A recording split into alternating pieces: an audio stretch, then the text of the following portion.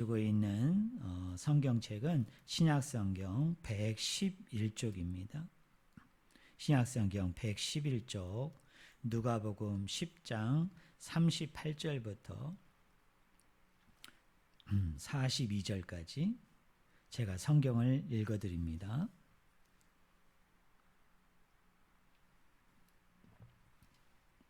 그들이 길 갈 때에 예수께서 한 마을에 들어가심에 마르다라 이름하는 한 여자가 자기 집으로 영접하더라. 그에게 마리아라는 동생이 있어 주의 발치에 앉아 그의 말씀을 듣더니 마르다는 준비하는 일이 많아 마음이 분주한지라. 예수께 나아가 이르되 주여 내 동생이 나 혼자 일하게 두는 것을 생각하지 아니하시나이까. 그를 명하사 나를 도와주라 하소서. 주께서 대답하여 이르시되 마르다야 마르다야 네가 많은 일로 염려하고 근심하나 몇 가지만 하든지 혹은 한 가지만이라도 족하니라. 마리아는 이 좋은 편을 택하였으니 빼앗기지 아니하리라 하시니라. 아멘. 오늘 같이 읽은 본문 말씀을 가지고 가장 좋은 편을 선택했다라는 제목으로 같이 하나님의 말씀을 나누기를 원합니다. 오늘 본문은 예수님뿐만 아니라 예수님을 따르던 제자들 그리고 갈릴리에서부터 예루살렘으로 예수님이 올라가실 때 그 예수님의 그 여행단에 합류하고 있었던 많은 무리들이 있었어요.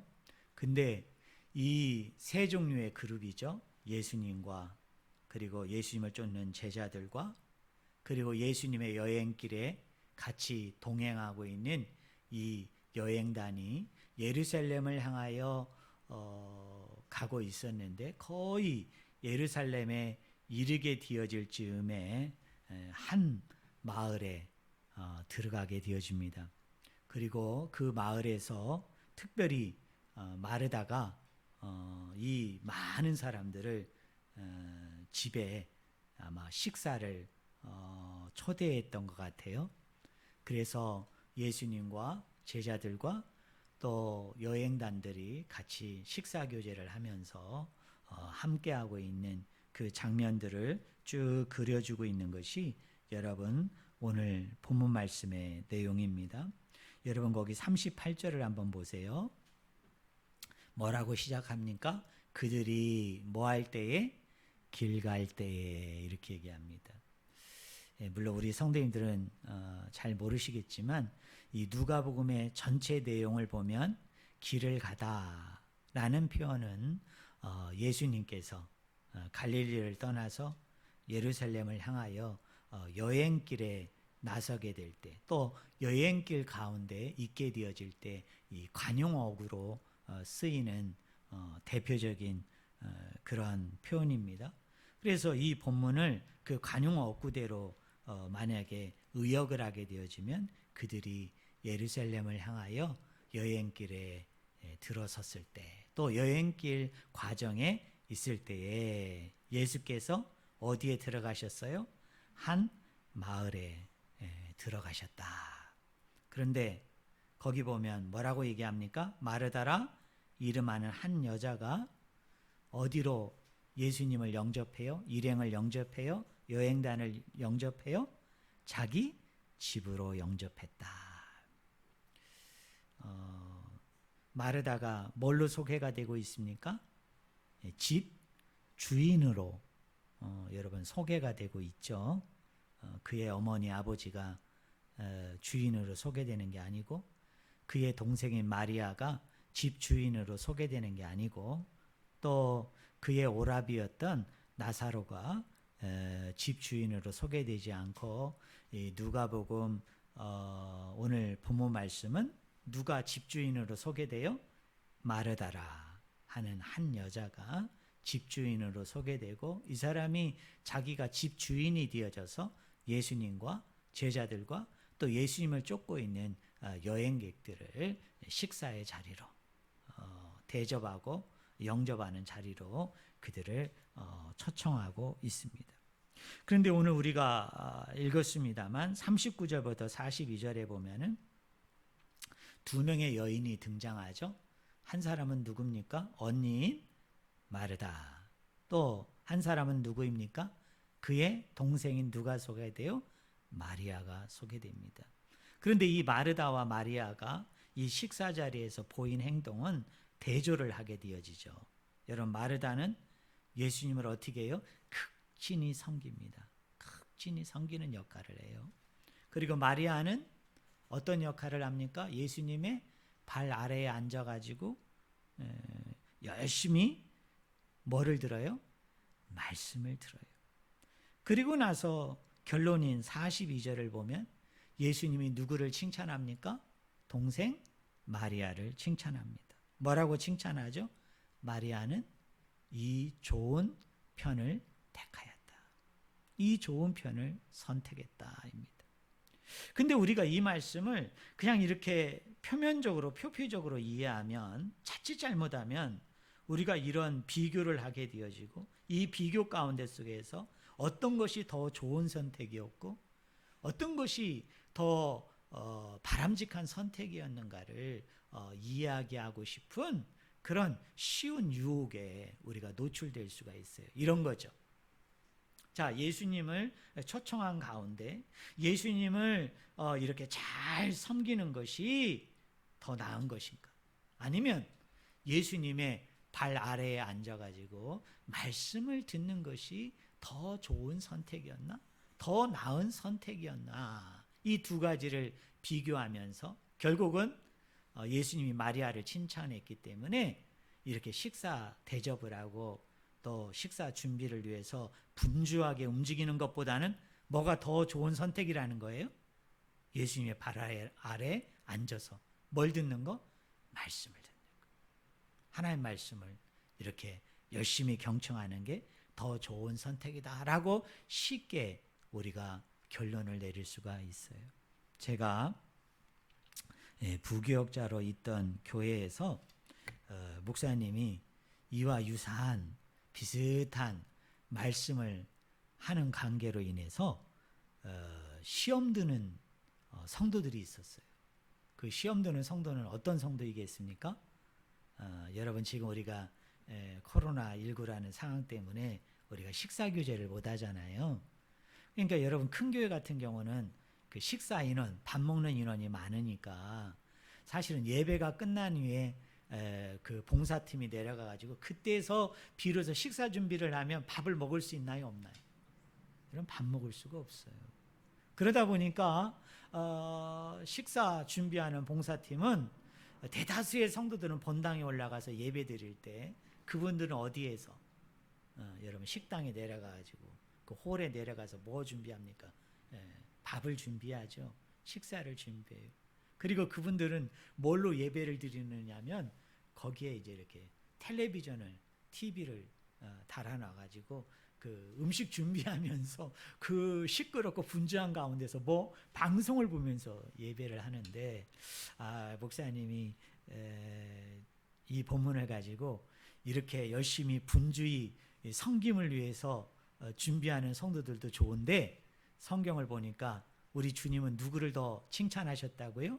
예수님의 발밑에 앉아서 말씀을 듣는 마리아를 더 칭찬했다. 이 말을 들으니까 그 식사 준비를 하는 많은 권사님들과 집사님들의 입이 한 입이 나온 거예요. 누구는 뭐 본당에 가서 나는 뭐 예배 안 드리고 싶나? 나는 본당에 가가지고 목사님 얼굴을 대면하면서 말씀을 받고 싶지 않나? 그런데 우리가 그 대다수의 많은 사람들을 위해서 그것을 양보하고 포기하고 이렇게 내려와가지고 분주하게 식사 준비를 하는데 세상에 어떻게 예배당에 앉아있는 사람들이 더 좋은 선택을 했다고, 말씀을 듣는 사람들이 더 좋은 선택을 했다고 얘기하시나라고 얘기하면서 그분들이 막 시험에 들고 제가 부교역자였는데 저한테 와서 막 항의해가지고 제가 그거를 해명하느냐고 진땀을 뺐던 그런 기억이 납니다. 근데 여러분, 오해하지 마세요. 오늘 본문은 그런 비교를 말하고 있는 본문이 아닙니다. 주님을 위해서 이렇게 섬기는 것과 또 주님의 발 아래 앉아서 말씀을 듣는 두 가지 행동이 있을 때 어떤 것이 더 좋은 선택인가? 어떤 것이 더 바람직하고 더 올바른 선택인가? 어떤 것을 우리가 더 우선해야 되고 어떤 것에 우리가 더 집중해야 되는가라는 것을 보여주는 문맥이 아닙니다. 여러분, 그런 말씀이 아닙니다. 그러면 우리는 여기서 한 세 가지 정도를 질문해 봐야 돼요. 자, 첫 번째 질문은 뭐냐면 42절에 마리아는 이 좋은 편을 택하였다라고 우리 예수님이 칭찬을 했는데 도대체 이 칭찬을 오늘 성경을 읽는 저와 여러분들이, 오늘 설교 말씀을 듣고 있는 저와 여러분들이 이것을 어떻게 이해해야 되느냐라는 거예요.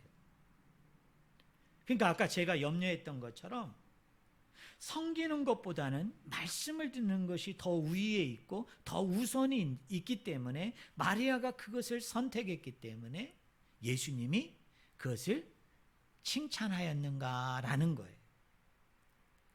당시 유대 사회에서는요, 이 여인들이 율법을 듣잖아요. 율법. 여러분, 계명을 들을 때 그 여인들은 제한이 있었어요. 그 제한이 뭐냐면 여인에게 국한된, 그 여인들에게 제한된 율법만 들을 수 있었어요. 여러분, 계명만 여러분 들을 수가 있었어요. 그리고 놀라운 것은 뭐냐면 당시 여인들은 랍비의 제자가 될 수 없었습니다. 랍비가 누굽니까? 선생이에요. 선생님입니다. 여러분, 선생님에게는 누가 있어요? 제자가 있죠. 그런데 당시 여인들이 얼마나 홀대를 받고 멸시를 받았는지 이 랍비의 문화생 중에는 여자가 없었어요. 여러분, 어떤 랍비의 제자들에게도 뭐가 없었어요? 여자들이 없었습니다. 그래서 이 당시의 문헌 중에 뭐가 있느냐면 미드라시라는 문헌이 있는데요. 그 미드라시라는 문헌을 보니까 많은 랍비들이 기록이 되어져 있는데 놀라웠게도 단 한 명의 여자 랍비가 등장할까요? 등장하지 않을까요? 등장하지 않아요. 그 정도로 예수님 당시에는 여인들이 율법을 이렇게 사사받고 교육을 받는 데 있어서 엄청나게 여러분 홀대를 받은 그런 사이였어요. 제가 최근에 뉴스를 보니까 요새 아프가니스탄에 여러분 문제가 많잖아요. 그 탈레반이 다시 정권을 잡고 또 그 탈레반이 주도하는 사회가 되다 보니까 제일 피해를 보는 사람들 중에 하나가 누구냐면 여성들이에요. 그 중에 대표적인 게 뭐냐면 그 탈레반 이 아프가니스탄의 수도가 어디냐면 카불이거든요. 이 카불에는 원래 탈레반이 다시 이렇게 재집권하기 전에 그 정부의 공무원이 여자가 몇 명이 있었느냐면 3,000명이 있었어요. 그런데 그 3,000명의 공무원 중에 죄송합니다. 1,000명이 여자였어요. 그러니까 3분의 1이 여자가 공무원이었단 말이에요. 그런데 탈레반이 정권을 차지하고 난 이후에 이 여인들한테 통보를 했습니다. 뭐라고 통보를 했느냐면 더 이상 출근하지 마라. 쉽게 얘기하면 뭘 당한 거예요? 해고를 당한 거예요. 해고를. 그 이유는 딱 하나입니다. 뭐이기 때문에? 여인이기 때문에, 여자이기 때문에 공직에 관직에 나올 수 없다. 그런데 그 와중에서도 몇 명의 여자 공무원은 살아남았다는 거예요. 그 몇 명의 여자 공무원은 누구냐면 여자 화장실을 청소하는 사람들. 남자가 할 수 없는 영역이 있잖아요. 그 부분의 여자들만 빼놓고 여자들을 출근 안 시킨 거예요. 이게 여러분 어떻게 생각하면 예수님 당시의 분위기하고도 아주 유사합니다. 그리고 고등학교인가 중학교인가 아이들한테 통보를 했어요. 여자들은 더 이상 학교에 오지 마라. 너희들은 뭐예요? 교육받지 않아도 된다. 그런 이야기를 했다는 거예요. 그런데 예수님 당시는 고대잖아요. 이 고대의 유대 사회도 그랬다는 거예요. 여인들이 율법을 배운다고 얘기할 때는 제한된 규정 안에서만, 여인에게 규정된 안에서만 배우게 되고, 그리고 율법 선생들과 관계할 수도 없고, 그분들한테 가서 무슨 가르침을 받을 수도 없고, 그분의 문화생이나 또는 그분을 따르는 어떤 제자가 될 수가 없는 그런 환경이었다는 거죠. 자, 여러분 39절을 한번 보세요. 39절에 보니까 그에게 마리아는 동생이 있어 주의 발치에 앉아 뭐를 듣더니 그의 말씀을 듣더니라고 얘기합니다. 우리 성도님들 한번 맞춰보실래요? 자, 예수님과 제자와 그리고 예수님을 쫓는 여행객들이 지금 마르다의 초청을 받아서 식사 대접을 받고 있잖아요. 자, 마리아가 예수님의 발 아래에 앉아서 말씀을 듣고 있는데, 이게 잔치가 열리기 전서부터 마리아가 이렇게 하고 있었을까요? 아니면 잔치가 한참 무르익고 잔치가 한참 진행되는 가운데 마리아가 이 선택을 해서 예수님의 발 아래에 앉아가지고 지금 예수님의 말씀을 듣고 있을까요? 어떤 게 더 본문에 맞을까요? 어떤 게 여러분 더 말씀에 맞을까요? 제 생각은 마리아가 처음부터 원래부터 예수님의 발 아래에 앉아서 말씀을 들었던 게 아니에요. 예를 들자면 이런 거죠. 자, 우리 식사를 늘 준비해봤던, 잔치를 준비해봤던 우리 여인 성도님들은 아실 거예요. 자, 잔치 준비는 손님이 오기 전에 어떻게 하죠? 손님이 오면 잔치 준비합니까? 손님이 오기 전서부터 잔치 준비합니까? 오기 전서부터 뭐 하죠? 잔치 준비를 하죠. 그죠? 그리고 손님이 왔을 때는 어떻게 하죠? 준비한 것들을 어떻게 하는 거예요? 내놓는 거죠. 그죠? 내놔서 그 사람들 하여금 그것을 충분히 먹고 마시고 즐기도록 여러분 그렇게 만드는 거잖아요. 결국 마르다와 마리아도 마찬가지인 거예요. 마르다만 동분서주하면서 그 잔치 준비를 했던 것이 아니라 원래는 마르다와 마리아가 같이 잔치 준비를 하고 있었고, 그리고 손님들에게 그 잔치 준비한 것들을 내놓았던 거예요. 그래서 어느 정도 그 분위기가 무르익을 때, 어느 정도 그 과정이 흐르게 되어질 때 마리아는 예수님의 발 아래에 앉아서 예수님이 무언가를 말씀하고 가르치고 있었는데 그것을 열심히 경청하고 있었던 거고요. 그럼 우리 마르다는 어떻게 하고 있었던 거예요? 아까 제가 이 집주인으로서 이 사람들을 초청한 사람은 그의 오빠였던 나사로도 아니고 그의 부모님도 아니고 그의 동생 마리아도 아니고 그 집주인이 누구로 소개되고 있다? 마르다로 소개되고 있다. 그럼 마르다가 이 잔치에 어떤 사람이에요? 책임감이 있어서는 다른 사람보다는 어때요? 더 컸던 사람이에요. 그래서 마르다는 지금 잔치 준비를 다 완료했고, 그리고 잔치를 다 배설한 가운데 있었지만은, 그래서 사람들이 그것을 마시고 즐기고 하하하 호호 웃으면서 잔치 분위기가 막 달아오고 있는 그 시점 속에서도 마르다는 책임감이 있었기 때문에 어떻게 한 거예요? 계속 이 사람들을 어떻게 하면 좀 더 효과적으로, 좀 더 효율적으로, 또 혹시 모자란 것은 없나, 부족한 것은 없나 계속 지켜보면서 그 일을 계속 찾은 거예요. 자기가 뭔가 할 수 있는 것들을 계속 찾아 나선 거예요. 그런 반면에 마리아는 이제 준비가 됐고, 이제 나누어 줬고, 이제 어느 정도 잔치 분위기가 무르익었기 때문에 처음부터 안 했던 게 아니에요. 중간부터 안 했던 게 아니에요. 충분히 했다라고 여겨졌고, 그리고 이제는 나는 예수님이 사람들을 모아놓고 뭔가를 열심히 말씀하고 가르쳤기 때문에 나는 저 자리에 가서 내가 말씀을 듣는 것이 더 좋은 일이겠구나 라고 생각을 하고 뭡니까? 그것을 선택한 사람이 누구예요?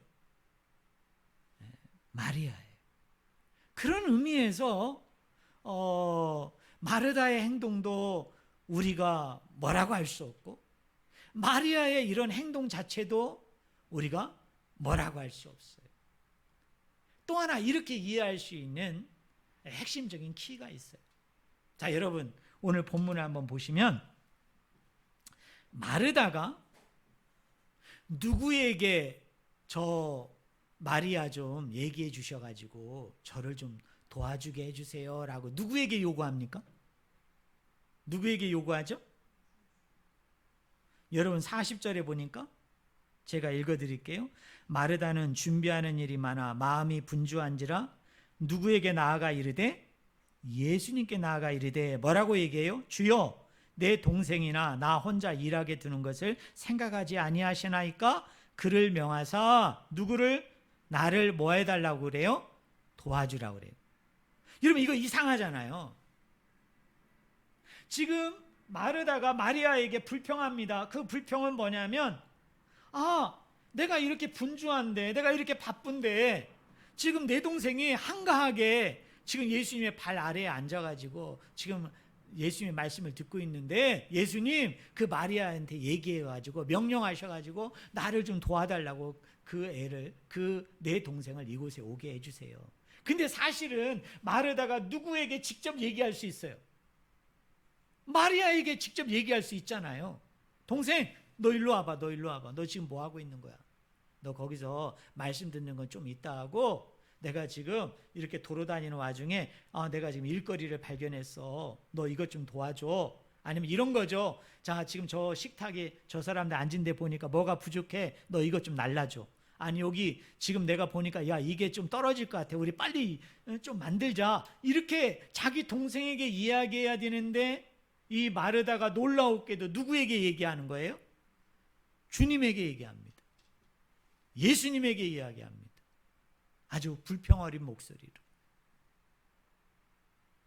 왜 마리아에게 얘기하지 않고 왜 예수님에게 이야기하고 있느냐면 바로 이런 거예요. 이미 잔치가 시작이 됐고 이미 잔치가 어느 정도 진행된 가운데 있었기 때문에 그게 만약에 처음 시작이 되는 거고 지금 막 모든 것을 다 준비해야 되는 그런 타임이었다면 아마 마리아에게 직접 얘기했을 거예요. 그런데 그런 타임이 아니고 어느 정도 진행이 되어졌기 때문에 예수님께 이야기하는 거예요. 자, 사랑하는 성도 여러분, 우리가 첫 번째 한번 적용을 해봅시다.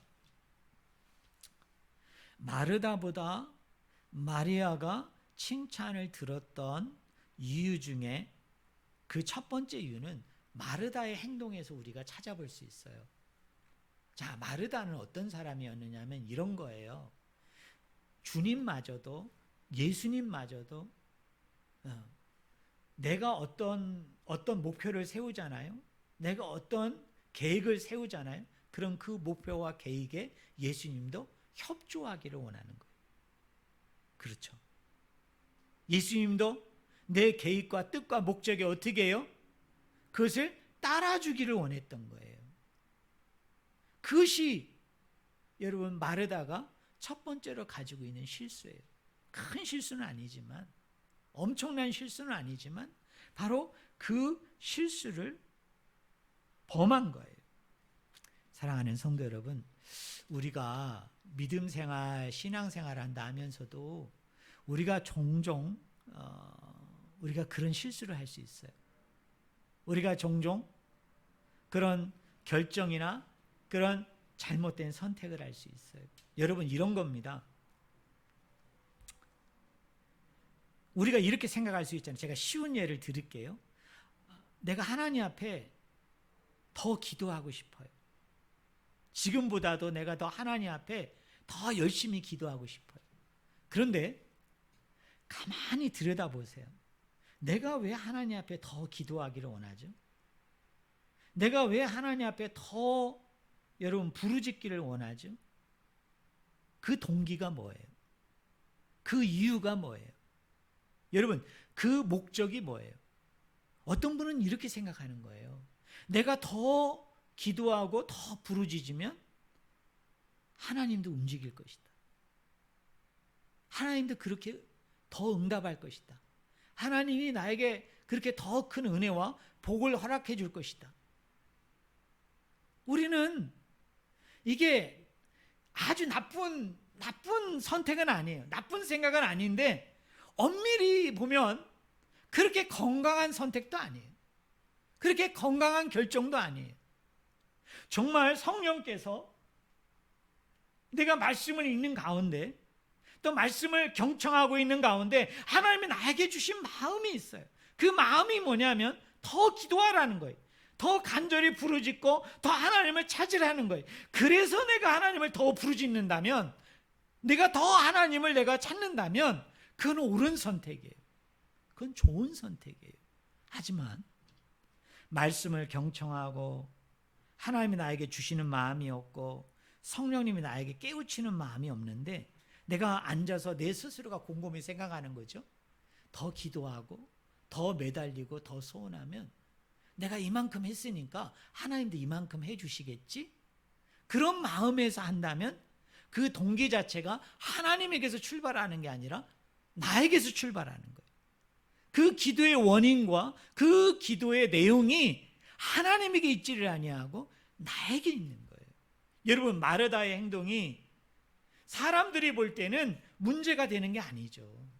여러분, 지적받고 손가락질 받는 게 아니에요. 도리어 마리아가 사람들이 볼 때는 더 지적받을 수 있어요.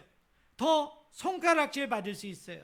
그런데 왜 하나님께서는 마르다보다는 마리아의 선택을 더 선택했느냐 하면 그 첫 번째 이유가 마르다의 행동에 있었는데, 마르다는 잘못된 선택을 한 거예요. 잘못된 생각을 한 거예요. 그게 뭐냐면 내 계획을 세워놓고 내 목표를 세워놓고 내가 어떤 거를 설정하고 결정한 이후에 주여 이곳을 돌아봐야 되는 거 아닙니까? 주여 이곳에 간섭해 주세요. 이걸 관여해 주세요. 라고 요구한 것 자체가 결국은 마리아를 더 칭찬하게 되는 하나의 뭐가 된 거예요? 계기가 된 거예요. 자, 두 번째로요. 오늘 설교는 조금 여러분한테 성경을 좀 깊이 파는 것 같아서 죄송한데요. 근데 오늘 본문을 우리가 알려면 이렇게 깊이 팔 수밖에 없어요. 자, 좀 더 구체적으로 여러분 한번 따라해 보실래요? 이 좋은 편을 택했다. 네, 한번 따라해 보세요. 이 좋은 편을 택했다. 네, 이 좋은 편을 택했다고 마리아가 칭찬을 들었는데, 이 좋은 편을 택했다라는 말이 가지고 있는 의미가 뭔지를 우리 성도들이 알아야만 왜 하나님이 마리아를 칭찬했는지를 알게 되는 거예요. 여기서 편이라는 말은 헬라어 언어를 보니까 이런 뜻이에요. 못, 분깃이란 뜻이에요. 그런데 다른 성경에서 제가 이 단어를 찾아보니까 이 단어가 뭐예요? 상속이에요. 상속. 여러분, 상속이 뭐죠? 엄마 아버지가 죽게 되어지면 그 엄마 아버지의 몫을 받는 거잖아요. 분깃을 받는 거잖아요. 결국 마리아는 주님이 오신 새로운 나라에서 가장 좋은 못, 가장 좋은 분깃을 선택했다라고 지금 예수님께서 그 여인을 칭찬하고 있는 거예요. 자, 그럼 우리 성도님들 한번 생각을 해봅시다. 자, 마리아는 좋은 못을 선택했대요. 좋은 분깃을 선택했대요. 도대체 마리아가 뭘 선택을 했기 때문에 좋은 못과 좋은 분깃을 선택했다고 지금 주님이 말씀하고 있는 걸까요?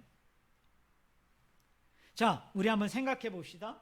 지금 마르다가 준비한 이 만찬, 마르다가 준비한 이 잔치에서 마리아가 예수님의 발 앞에 앉아가지고 주의 말씀을 듣고 있을 때 이 잔치의 분위기는 어떤 분위기였을까요? 어느 정도 분위기였을까요? 여러분, 잔치집에 한번 가보셨죠? 결혼식에, 한갑잔치에 가보셨잖아요. 지금 분위기가 어떤 분위기예요?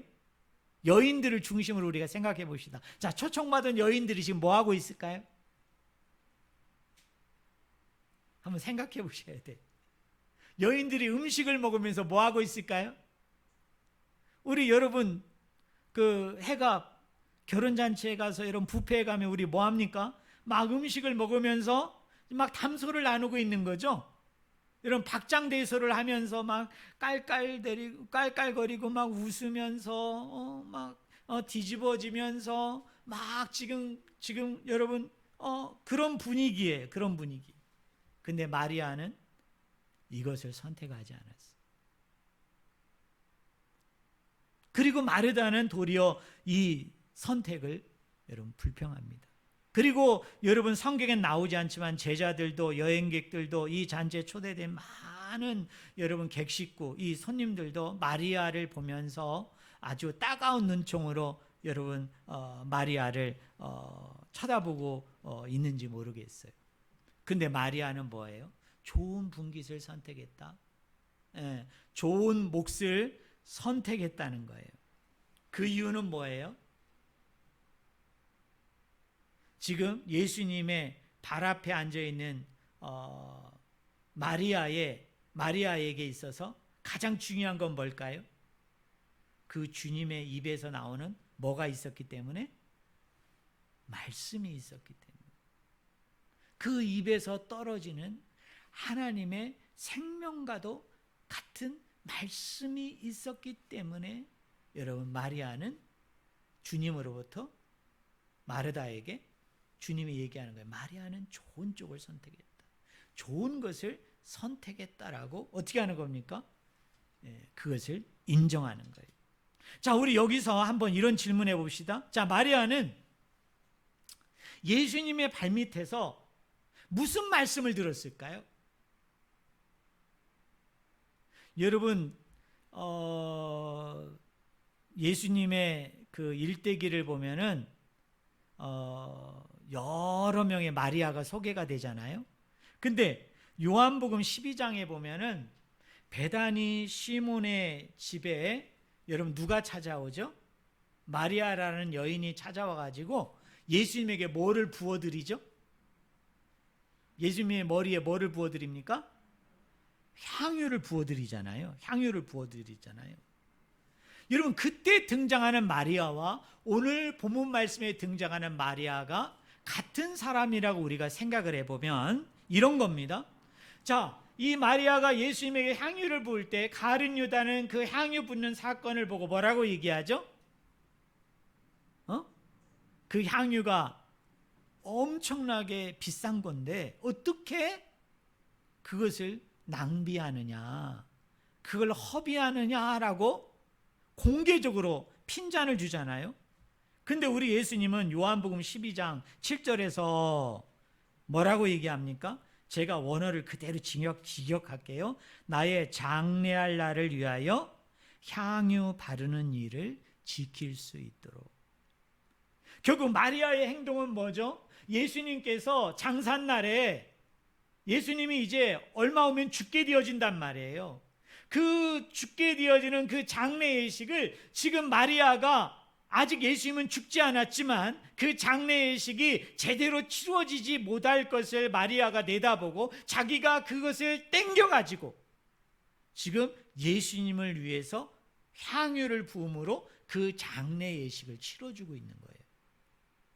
그를 마리아의 그런 행동을 보고 예수님께서 마리아가 지금 옳은 일을 했다, 좋은 일을 선택했다라고 여러분 이야기합니다. 그럼 우리는 여기서 질문해야 되죠. 도대체 이 마리아는 예수님이 죽을 것과 그리고 죽고 난 이후에 장례 예식을 제대로 치르지 못할 것을 어디서 들었을까요? 요한복음 12장의 마리아와 오늘 본문의 마리아가 같은 사람이라면 어디서 들었다는 얘기예요? 오늘 본문에 예수님의 발 아래 앉아서 말씀 듣는 쪽을 선택했는데요. 그때 예수님께서 이 자리에서 그걸 말씀하신 거예요. 내가 이제 죽어야 되겠고 그리고 3일 만에 뭐 하리라? 부활하리라. 특별히 마가복음에 보면 예수님이 잡히시기 전에 3번에 걸쳐서 자신이 죽어야 될 것과 자신이 부활할 것에 대해서 예수님이 예언하시거든요. 예고하시거든요. 그러니까 예수님은 자기가 십자가에 매달려 죽기 전에 자기를 따르는 제자들과 무리들에게 수차례에 걸쳐서 그 말씀을 들려주셨어요. 내가 죽어야 되고 내가 부활한다. 그리고 내가 왜 죽어야 되고 내가 왜 부활해야 되는지에 대해서 자기를 쫓고 따르는 무리들에게 예수님이 그것을 계속적으로 알려주신 거예요. 결국 마리아는 오늘 예수님의 발 아래에 앉아서 이 말씀을 듣게 되어질 때 바로 그거에 대해서 이 마리아는 들었던 거고, 그 들었던 대로 요한복음 12장에 가서 향유를 부어줌을 통하여 예수님의 장례를 미리 치러준 거예요. 그래서 예수님은 그것을 보고 뭐라고 얘기했느냐? 이 여인이 좋은 일을 했다, 이 여인이 선한 일을 했다라고 칭찬을 하는 거예요. 자, 그리고 오늘 본문이 위치하고 있는 그 맥락을 우리가 좀 봐야 되는데요. 자, 여러분 거기 누가복음 한번 보세요. 누가복음 10장 25절부터 37절에 보니까 너무나 유명한 말씀이 나오죠. 어떤 율법학자가 예수님께 와서 질문합니다. 우리가 어떻게 해야 영생을 얻을 수 있겠습니까? 라고 얘기하니까 예수님이 뭐라고 얘기해요? 율법에 뭐라고 기록되었느냐? 내 마음을 다하고 목숨을 다하고 힘을 다하고 뜻을 다하여 주 너희 하나님을 사랑하고 또한 내 이웃을 내 자신과 같이 사랑하라 하였나이다 라고 얘기했더니 이 율법학자가 뭐라고 얘기하느냐면, 내가 그 율법에 기록된 대로, 계명에 기록된 대로 내가 그것을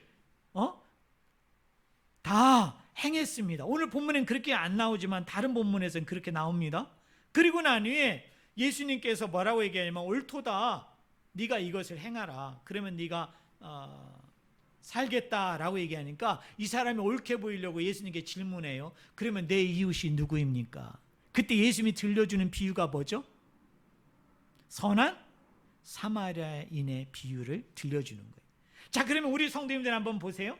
자, 예수님께 율법학자가 질문합니다. 어떻게 영생을 얻을 수 있겠습니까? 라고 얘기하니까 예수님은 이중사랑계명으로 얘기하잖아요. 하나는 하나님을 사랑하고, 하나는 뭐를 사랑하라? 이웃을 사랑하라. 근데 이 율법학자가 이웃이 누굽니까? 라고 얘기하니까 예수님께서 이웃이 누구인지를 쫙 설명을 해요. 그러면 지금 예수님의 설명에는 이웃사랑은 설명했는데 뭐는 아직 설명하지 않았어요? 하나님을 어떻게 사랑해야 되는지, 그 하나님이 어떤 분인지를 아직 예수님이 얘기 안 했다고요. 그 얘기를 어디서 했을까요? 예수님의 발 아래에 앉아서 마리아가 말씀을 들을 그 순간에 예수님은 거기서 그걸 얘기했을 가능성이 높은 거죠. 그래서 뒷부분에 누가복음 기자가 거기다가 말씀을 갖다가 맞춰놓은 거예요. 자, 그러면 이거를 제가 종합적으로 결론적으로 정리해 드릴게요. 마르다보다 마리아가 더 좋은 쪽을 선택했던 것은 그 이유가 뭐예요? 이 본문만 봐서는 안 된다는 거예요. 앞에 나오는 문맥과 그리고 요한복음 12장에 나오는 마리아가 이 마리아와 같은 마리아라고 우리가 딱 생각해 놓고서 이 본문을 읽으면 왜 마리아의 이 선택이 예수님의 칭찬을 들을 만한 선택이었는가를 우리가 정확하게 알 수 있어요. 그 선택이 뭡니까? 이런 거예요. 지금 마리아의 이 행동은 마르다의 행동과는 비교가 되는 거예요. 어떤 비교냐면, 아까 마르다는 완전히 틀린 선택, 완전히 틀린 결정은 아니지만 잘못된 선택을 했다고 그랬잖아요. 잘못된 결정을 했다고 그랬잖아요. 그게 뭐예요? 하나님 앞에 어떤 행위를 하는데, 하나님 앞에서 어떤 일을 하는데 그는 늘 뭐예요? 어떤 자기가 먼저 계획을 세워놓고 자기가 어떤 목적을 설정해놓고 하나님마저도, 예수님마저도 그 계획과 목적에 따라야 된다고 생각한 거예요. 그 계획과 목적에 예수님도 협조해야 된다고 생각을 한 거예요. 반면에 마리아는 말씀을 듣는 쪽을 선택했어요. 말씀을 경청하는 쪽을 선택을 했어요. 근데 그 말씀이 뭐냐? 어떻게 하면 제대로 하나님을 사랑하는가를 들은 거예요. 그리고 나서 마리아는 그 말씀이 알려주는 대로, 그 말씀이 깨달아지고 느껴진 대로 어떻게 한 거예요? 미리 예수님께서 아직 죽지 않고 아직 장례를 치를 날이 아님에도 불구하고 그는 그 예수님을 향한 그 뜨거운 사랑이 있었던 거예요. 예수님을 향한 그 뜨거운 마음, 뜨거운 믿음이 있었던 거예요. 뭐를 들음으로? 예수님의 발 아래에서 예수님께서 전하여 준 십자가의 복음, 부활의 복음을 듣고 그 마음이 너무 뜨거운 거예요. 너무 뜨거웠던 거예요. 그래서 마리아는 무슨 생각을 했느냐면, 아, 예수님이 십자가에 죽는데 그 누구도 장례를 안 치러준대? 그러면 누구래도 나래도 예수님의 장례를 치러줘야 되겠구나. 예수님께서 우리의 구원을 위해서, 우리를 건지시기 위해서 하나님이심에도 불구하고 저 십자가에 매달려 죽는다는데, 저 십자가에 매달려 희생된다는데, 내가 이 사랑을 아는 자로서 내가 지금 당장 하나님 앞에 할 수 있는 것은 뭐예요? 우리 집에 내가 보관하고 있는 아주 비싼 향유가 있어요. 향유. 내가 이 향유, 이게 가룟 유다가 볼 때는 값어치가 너무 많이 나가서 그걸 깨뜨려 가지고 한 번에 예수님의 머리 위에 붓는 것이 낭비라고 여겨지지만, 이 마리아에겐 그게 낭비처럼 여겨지지 않죠. 왜? 그 안에는 십자가의 복음이 있는 거예요. 부활의 복음이 있는 거예요. 아, 나의 죄를 위해서, 나의 불순종을 위해서 예수님이 십자가에 매달려 죽으신대.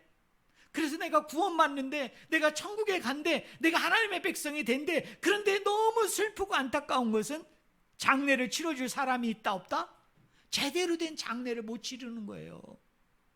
그러니까 마리아가 이게 너무 가슴이 아픈 거예요. 너무 힘든 거예요. 왜? 예수님을 그만큼 사랑하기 때문에. 그래서 자기가 가지고 있는 가장 귀한 거, 가장 소중한 것을 가지고 와가지고 그걸 깨뜨려가지고 예수님의 머리 위에 붓는 거예요. 이 모든 과정을 내다보고 계신 예수님께서 마리아에게 뭐라고 얘기하는, 마르다에게 뭐라고 얘기하는 거예요? 네 동생이 지금 좋은 선택을 하고 있는 걸 널 모르냐? 가장 최상의 선택을 하고 있는 것을 너는 알지 못하느냐? 그렇게 말씀하신 거예요. 여러분 이해되십니까? 그러니까 이 본문 하나만 가지고는 이게 풀리지 않아요.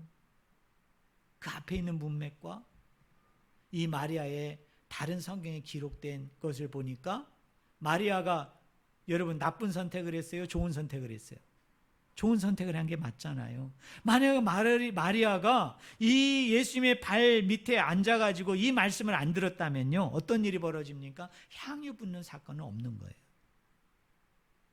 예수님의 장례를 미리 준비하고 제자들도 깨닫지 못했던, 무리들도 깨닫지 못했던 그 십자가의 복음, 부활의 복음을 제대로 알아서 그것을 미리 준비하고 미리 행함을 통해서 그것을 기념하고자 했던 이 마리아의 행동은 절대로 나타나지 않은 거죠. 근데 예수님은 뭐예요? 그 미래까지도, 앞으로 마리아가 그런 행동을 할 것까지도 내다보시면서 마르다에게 뭐라고 얘기하느냐? 그 마리아를 가만 놔둬라. 마리아는 좋은 선택을 했어. 더 나은 선택을 했어. 라고 얘기하면서 이 여인은 어떻게 하는 거예요? 지금 칭찬하고 있는 게, 이게 오늘 본문 말씀의 메시지예요. 그래서 오늘 본문이 이 설교자가 설교하는데, 우리 성도님들이 이 본문을 이해하는데 여러분 어려운 거예요. 그냥 표면적으로 보면 이런 거잖아요. 섬기는 것과 말씀을 듣는 것, 어떤 게 더 중요해? 말씀을 열심히 경청해, 열심히 말씀을 잘 들어, 그런 비교가 아니에요. 그래서 예수님이 이렇게 얘기한 거예요. 자, 이제 마지막으로 우리에게 한번 적용해 봅시다. 적용은 이런 거예요. 우리의 신앙이 마르다처럼 내가 하나님을 향해서 어떤 열심을 가지고 어떤 열정을 내가 품을 때 그게 내 동기가 되어서는 안 돼요, 여러분. 절대로 우리가 이거 조심해야 돼요.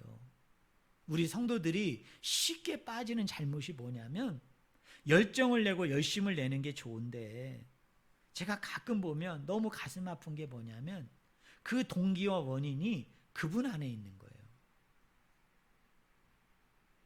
제 얘기로 할게요. 제가 하나님 앞에 어떤 열정과 열심을 가지고 제가 지금까지 살아왔는데 제 스스로를 반성해 보는 거예요. 그 동기와 그 원인과 그 목적이 나에게 있는 게 아닌가.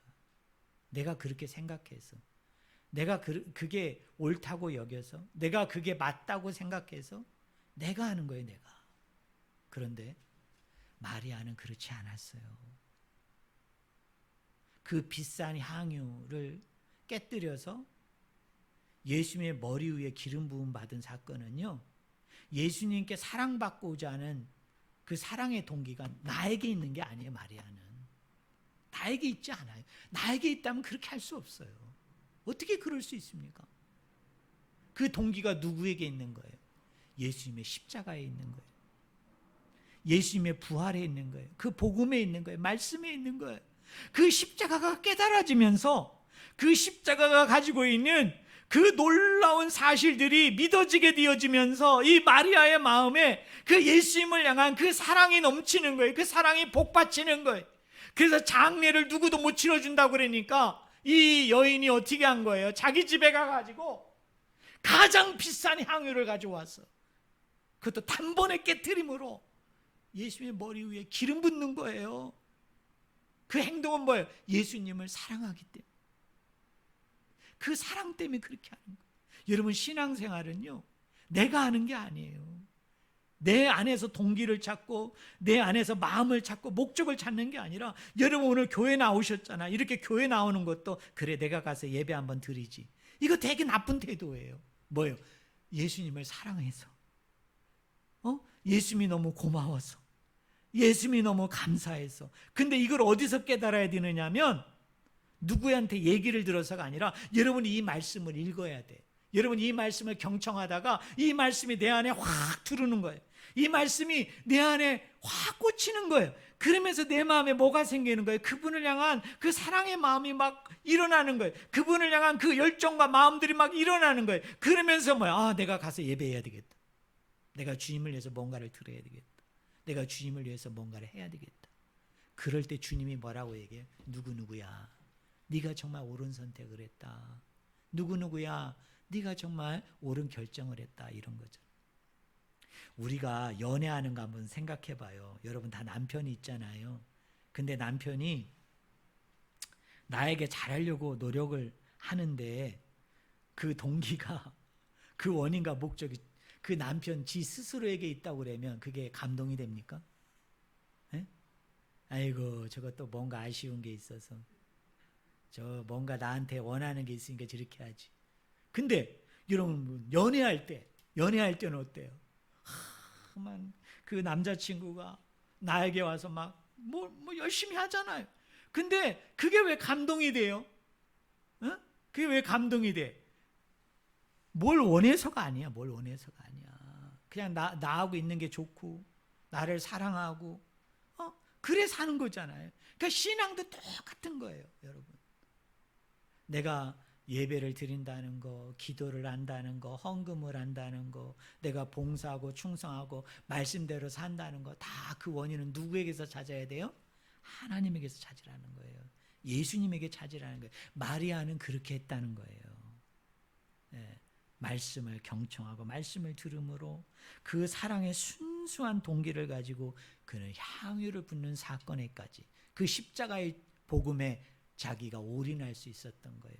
저는 그런 은혜와 사랑이 저와 여러분들 가운데 날마다 넘쳐나기를 주님의 이름으로 간절히 축원을 드립니다. 기도하겠습니다.